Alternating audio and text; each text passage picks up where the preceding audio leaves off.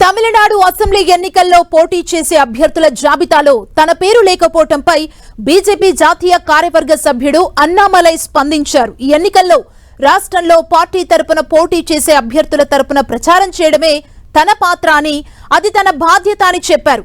కన్నూరులో జరిగిన ఎన్నికల ప్రచార సభలో అన్నామలై పాల్గొన్నారు. ప్రస్తుతానికి తమిళనాడులో పోటీ చేసే పార్టీ అభ్యర్థుల తరపున ప్రచారం కొనసాగించడమే తనకు అప్పగించిన బాధ్యత అని, దానిని చిత్తశుద్ధితో నిర్వహిస్తానని చెప్పారు. ప్రస్తుతం పుదుచ్చేరి, కేరళలో ఈ నెల 7వ తేదీ వరకు ప్రచారం ఉంటుంది.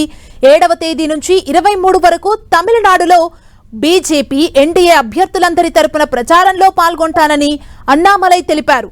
పార్టీ అప్పగించిన బాధ్యత ఇదేనని, దానికి పూర్తి న్యాయం చేస్తానన్నారు అన్నామలై.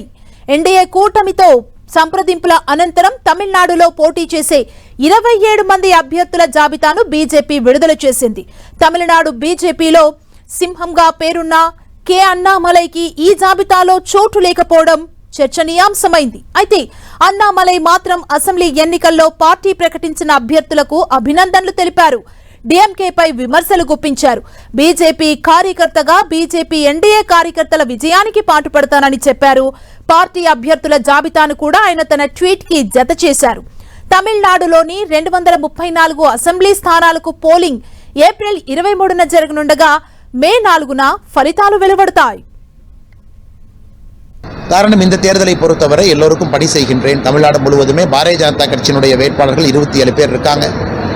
அதனால் நம்முடைய தேசிய ஜனநாயக கூட்டணி வேட்பாளர்கள் அனைத்து இந்திய அண்ணா திராவிட முன்னேற்ற கழகம், பாட்டாளி மக்கள் கட்சி, ஏஎம்எம்கே, எல்லா கூட்டணி கட்சி, தமிழ் மாநில காங்கிரஸ் எல்லோருக்கும் நான் பிரச்சாரம் செய்வதற்கு தயாராக இருக்கிறேன்.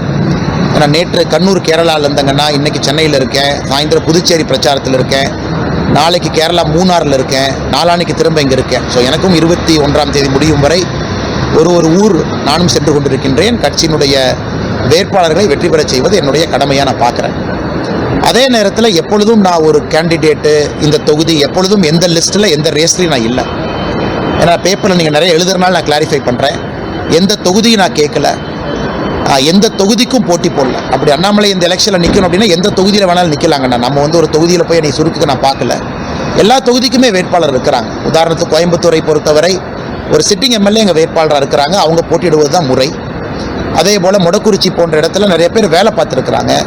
அதே போல் சவுத் எடுத்துக்கிட்டிங்கன்னா கூட நாகர்கோவிலில் எம்ஆர் காந்தியை திரும்ப போட்டிடுறாங்க. எல்லா இடத்திலும் கூட கட்சிக்கு பணி செய்வதற்கு ஒரு வாய்ப்பு.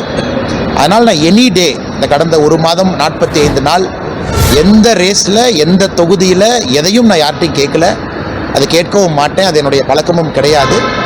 என்னுடைய வேலை ஏப்ரல் 21ஆம் தேதி சாயந்தரம் அந்த பிரச்சார டேட்டு முடியும் வரை பிரச்சாரம் செய்வது என்னுடைய வேலை. அதன் பிறகு மற்றதெல்லாம் நான் பேசுகிறேன். ஒரு தேர்தலுக்கு ஒரு சண்டை தான் போட முடியும். இந்த தேர்தலுக்கு என்னுடைய சண்டை என்பது தமிழ்நாடு முழுவதுமே பிரச்சாரம் மூலமாகத்தான்.